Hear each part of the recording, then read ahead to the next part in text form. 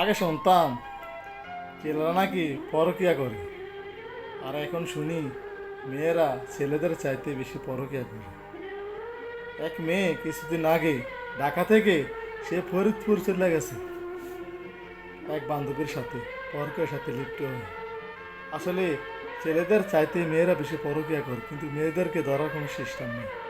ছেলেরা যদি কোনো মেয়েদের বাড়িতে যায় তাহলে কি বলে পরকিয়া করতে হয়েছে, গ্রামবাসীদের অনেক কঠিন তোলাই দেয়, কিন্তু মেয়েদেরকে তোলাই দেওয়ার সিস্টেম নেই।